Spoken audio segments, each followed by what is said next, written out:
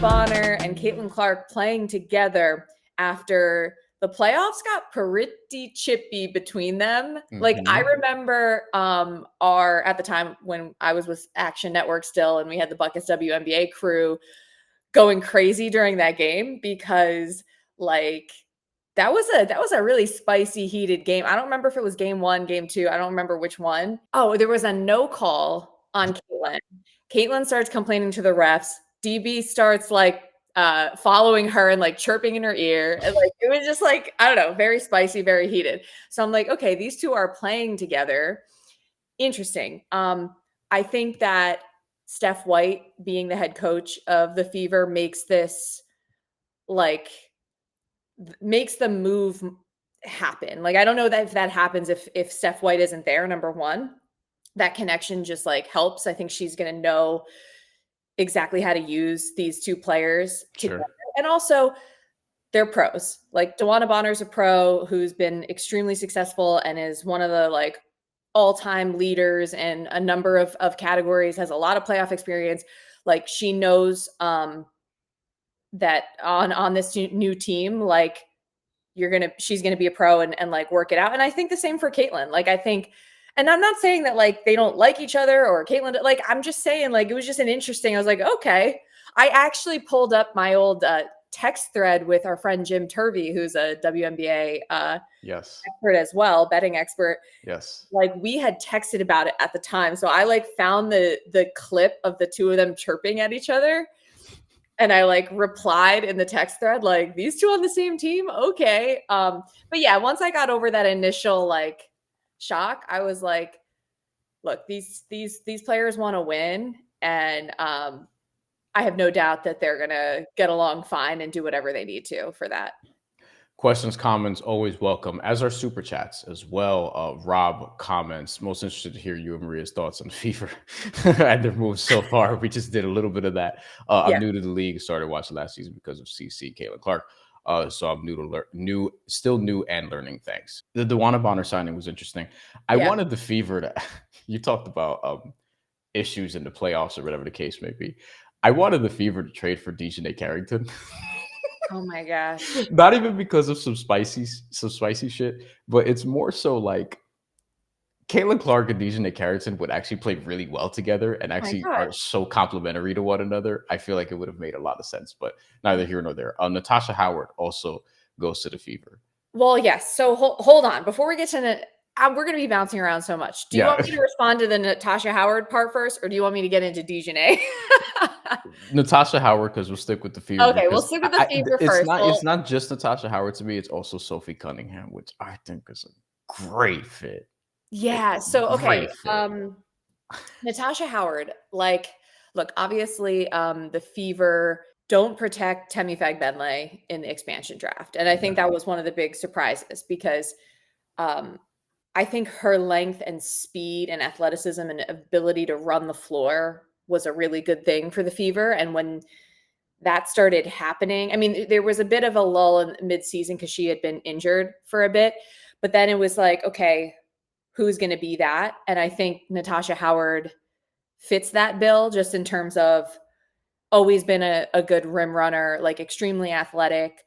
I do wonder about her age a little bit. I think that she's not quite as explosive as she used to be, but I don't think that's going to necessarily hinder her or the Fever just because of the rest of the youth with Caitlin, with Aaliyah Boston, assuming, everything, Lexi Hall stays in a pretty big role. I like it, but I think in general, you'll see a theme with all of these teams where I have concerns a little bit about continuity and just chemistry and like the fit and all that, because I do think it usually takes a good like half season for teams to get used to these new fits. And we saw that with Phoenix last year. We saw that with Seattle last year. But I still think the Fever are going to be fine. But then as far as Sophie goes, like, she's a gunner, she's been she was a real fiery 3-point threat for Phoenix. As far as like personality fit, I mean, she's been pretty vocal about like her support and admiration for Caitlin Clark. So I think that's really interesting. You give up some size. But, you know, speaking of Lexi Hull, like she's like the perfect example of a smaller player who still can defend her ass off. So I don't necessarily think that hurts the Fever. But speaking of like vibes, like the reason Sophie Cunningham was able to come over was because of the trade of NaLyssa Smith. I think the fit on the court and the personalities aligning sort of makes all of this stuff, it comes into play with all of it. Also, keeping Kelsey Mitchell is not insignificant for the Fever. Not at all. But I also kind of assumed that would happen. I didn't. Not that I didn't think it would, but I was like, she was going to get interest if she hit the open market, like truly hit the open market. Yeah. And anytime you're in that scenario, it's like, all right, you get to last year, you're Kelsey Mitchell, and it's like, oh, finally, like there's some light here. It's not even just Caitlin Clark; it's also Aaliyah Boston, and just like the organization seemingly getting it together. But I mean, you kind of fell into Aaliyah Boston and Caitlin Clark, so like that will do that. And obviously, I mean, she has to enjoy playing with Caitlin Clark because she wouldn't have signed back with the team, and that makes it the backcourt dynamic. And then you have Sophie Cunningham, who's a career 37% 3-point shooter. You want shooters around Caitlin Clark, around Kelsey Mitchell. And I mean, Aaliyah Boston, DeWanna Bonner, Natasha Howard. We'll talk more about like the contender aspect later because we got to hit more free agents, but that's a damn good offseason from Indiana. I'm not going to lie to you. I think that the Fever still want to play fast, and that Caitlin wants to play fast. Yeah. So and that sort of feeds into Kelsey being able, Kelsey is quick as hell. Like she is, very few people can beat her down the floor. So I think, don't forget, like a big part of the turning point last year for the Fever was when Caitlin and her teammates, and especially Kelsey Mitchell, got used to each other enough where Kelsey would bolt down the floor. Caitlin would be able to throw the really long, you know, cross court passes and transition. So I still think you're going to want to see a lot of that because I think that pace, and Sue Bird has talked about this, like that pace puts the Fever at such an advantage. It's so hard to keep up when they're doing that. And so I think everybody's going to want to be on that same page. And I think Kelsey Mitchell is like prime suspect, like number one for just sprinting up the floor and even not even necessarily to get layups on the other end, but even to pull up threes. Like that was when she would really get, you know, start doing her damage as well. So all right, the one that got me, it was really two actually. It was Phoenix getting Alyssa Thomas and Satou Sabally. Yeah. Like what? Yeah. Like, and it was interesting to me because, all right, Phoenix just punts on last year's experiment. It's like, all right, we're not doing that again. We thought they were probably one of the more disappointing teams relative to their preseason expectations. Felt like last year.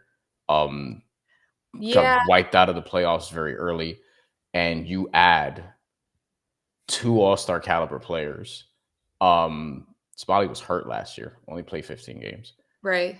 And the year before, she was an MVP, top 5 in MVP voting. So I think MVP candidate is not a stretch while understanding she wasn't going to win the award. All WNBA first team too.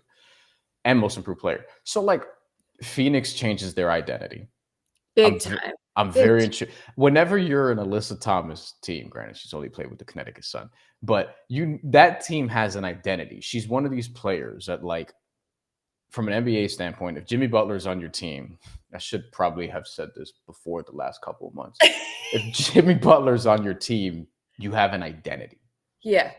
Like you have a very specific identity, a similar one to an Alyssa Thomas team. Nikola Jokic is on your team. Like there's a specific identity that comes with it. Alyssa Thomas is one of these players. Like that team, you know how they're going to play now. Just going to be, you know, we're going to be physical. Yeah. We're going to be pesty. We're going to be annoying. We're going to have a top something defense. Most likely. We'll see if Diana Taurasi is definitely coming back too. That's another element of this. That's a big question mark. Yeah. But also, what a strange new era. Like, it's so hard for me to imagine Phoenix without Brittney Griner, especially. Yeah. Like, and Diana too, to an extent. But Diana, like, we've kind of known for a while that she's been mulling retirement, and she's still, like I said, her status with that is still up in the air. If Alyssa Thomas, with her sort of point forward ability, can help unleash Kalia Copper, I think that's going to be, really exciting to watch. And then you have Satou Sabally, who is sort of like a 3-4, like a big wing that can shoot the three. And I just think her game has developed so much. She's a real scary player, like with her skill set. Yeah. I feel like they could use another guard. Well, I saw they signed Sammy Wickham as well. So she's kind of a 3-point. Celeste Taylor might be back also. Threat. Clearly the Mercury, the last 2 off seasons have been a destination because of their new ownership, because of the investment, because of the brand spanking new practice facility. And we knew that like that had become like Alyssa Thomas was at her wit's end in Connecticut with that. And going back to the Fever as well, like we know that they have one on the horizon, and we're going to, as we go through these teams, you're going to see like the Wings, for example, also have plans for a new practice facility. So you're going to see all of that kind of coming into play. But as far as Connecticut is concerned, I've actually been pretty impressed with how they've navigated the fact that they knew pretty much they were going to lose Alyssa Thomas, that they knew they were going to lose DeWanna Bonner. Why are you looking at me like that? I got like a minute on Connecticut right now. I'm just saying, like, there are players on the team. There are players on the team that I actually like. I feel like they're not. If they want to bottom out, they're not bad enough. That's given the like mass exodus and the severe disadvantage that they're at with their ownership group and the Mohegan Tribe, like, will they finally be prompted to improve their facilities, or will the new CBA requirements eventually force them to improve conditions there, or will that just lead them to sell the team? So that's like a question down the road. But given all of that uncertainty, I mean, they still have Marina Mabrey. I have the roster right in front of me. They acquire Natasha Cloud, who we both love. At first, I have to admit, I felt kind of bad for her. I was like, I kind of felt bad for T Cloud. Free Natasha Cloud. I don't want to see her with the Sun. I want to see her in the playoffs. Well, but here's the thing, though. Like, you talk about identity. I think she's been underrated in terms of how she's developed in this league. And, she's also heavily defensive minded, and they add Diamond to Shields, they get JC Sheldon, like they have some nice pieces. And then how about this, Brian? So the new head coach, Rashid Mazioun, I think is how you say it. Belgium women's basketball coach. Really good in international play period, not just the Olympics this past year. Yeah. Do we think that he could help them land Emma Miesemann? Oh my God. Because she is, and ESPN's Kevin Pelton reported that Mies, as I like to affectionately call her, won't take meetings with W teams until mid-February. So we'll find out on that. But I have to think that she'll be courted. So I don't know, something to think about. And like, I just have a feeling they're going to be a little scrappy. I don't know record wise. I think you're right if they do that. If they do that, look, 8 teams have to make the playoffs out of 13. Yeah, you know what I mean? That's true. And it's going to be harder. They're better than Golden State. They're better than, I think they're better than Golden State. They're better than the Sparks. They're better than Sky. Yeah. They're probably better than the Wings. I'm just saying, like, I could see them being a little sneaky. And I'm not saying like, everything you're talking me into it. Is like super impressive. I just mean, given the circumstances and just what a disadvantage they've been at. And like Tina Charles is always solid. She can still play. Veteran leadership from her and Lindsay Allen also. Both former Liberty players.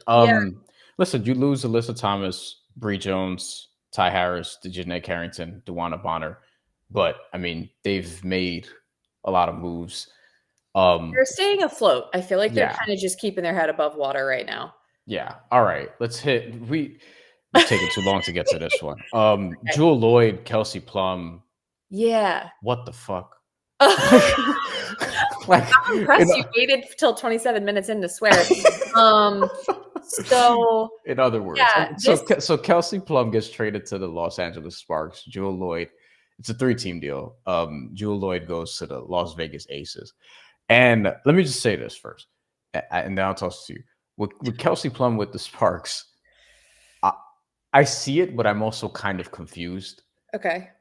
Like, I'm wondering what that signals. Like, does Vegas think they clearly think Jewel Lloyd is an upgrade, but do they think Kelsey Plum is in decline, or was this like a business decision where like, hey, we don't want to do an extension, so let's figure something else out?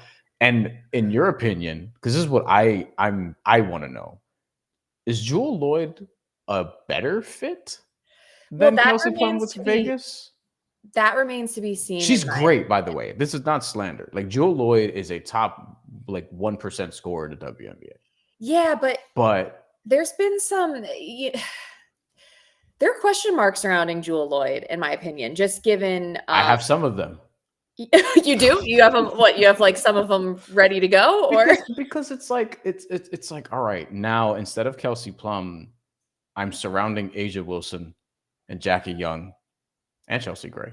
Yeah, with someone who needs the ball more. Maybe is that more of a reprieve?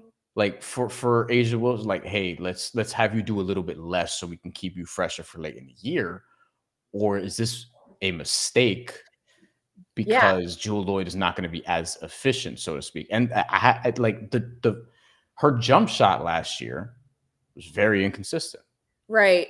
I haven't looked up what her overall field goal percentage. You want it? I have it right here. Hit me. So Jewel Lloyd was 36% from the field last year. Yeah, I remember this because quite a few times, not that many, but there are a few times where I may have taken a Jewel Lloyd over that did not cash. Fair. So 27% from 3, Maria. There's a lot. There's a lot to unpack here because we obviously know Jewel wasn't happy last year. Like, there was an investigation, which I still don't even. I have to like go back and rehash like what exactly was going on there. She has a great State Farm commercial though. Fantastic. Love her State Farm commercial.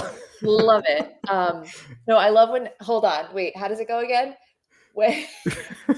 She's dribbling in the Duke's house. She's like, so no one can steal, and then the guy goes, someone did steal, and he's like, oh, yeah. No, that was good shit. But in all seriousness. Look, the vibes, something was wrong with the vibes in Seattle last year, right? We know that she essentially wanted out. Okay. So when you asked about the motivation, I think that's kind of what sparked the motivation for everybody, because it was like, okay, I think Jewel doesn't want to be here anymore. And so then it becomes the Storm kind of shopping around. And then this is kind of what materialized, where Vegas is like, okay, who could we potentially move? They involve a third team in LA, and then you're kind of off and running. So I think that's probably how that started. Jewel Lloyd last year, to your point, was not an efficient. She was just not efficient. The year before, the Storm were bad, but she was like the leading scorer in the league. So I don't know. Game. Yeah. So I don't know if that's necessarily even like, I don't know that that's a good or bad thing, because if you're the best player on a bad team, of course you're going to be scoring a lot. So I think Jewel has some, I think she's going to have a chip on her shoulder too. Like, I think she's going to want to, kind of revive sort of her productivity and her like perception around the league. Again, just like with all these teams, you're going to hear me repeat it, but the fit and the chemistry and the continuity, I think is what remains to be seen. I think that, look, if you're playing with A'ja Wilson, talk about Jackie Young, talk about Chelsea Gray, like these are great players that are going to make it work. So I think it's up to Becky Hammon to make sure Jewel buys in. And I do think Becky Hammon is still a really, really good coach who's going to be able to figure that out. So I don't know that they got better or worse. As far as don't love their depth either, by the way. Yeah. Well, That's fair. They still need to do more stuff. Like as Janelle mentions in the comments here. Are the Aces still going to add a big? I don't know, but signed, that Elizabher Kitley, yeah, their draft pick from last year, which cool. is yeah. I mean, you probably for a team that's right now, as far as odds go, second shortest odds to win the title. I mean, second favorite behind the New York Liberty, who we haven't really spoken about. Hold on, they're still seriously Minnesota. Is Minnesota still getting disrespected? Okay, so the Liberty, this is per one prominent sportsbook who does not sponsor this program, so will not be mentioned. The New York Liberty are plus 220. The Aces are plus 280. The Lynx are plus 370. The Fever are plus 450. So wait, did you say Minnesota was 370? Third or fourth? Third. It's Liberty, Aces, Lynx, Fever, and then the Mercury of 1500. Then everyone else is just very far. I mean, I think that's gone. Fair, but I still think Minnie isn't getting the respect. This is a great name. Exactly says. I don't think Plum wanted to stay. Right. So that brings me to. You get the joke, right? Yes. You get the joke in it. Okay. Just making sure. Egg. That brings me to the Sparks end of it, because this is a really juicy thing. They add Kelsey Plum. They swap the number 2 pick for the number 9 pick. And what I find most interesting about this is it kind of, to me, gives more clarity on the decision to fire Curt Miller, because we were all shocked kind of when the Sparks did let Curt Miller go, because I'm sitting here thinking, what exactly is he supposed to do? They're in rebuild mode. Like, you're trying to get a good pick in the draft.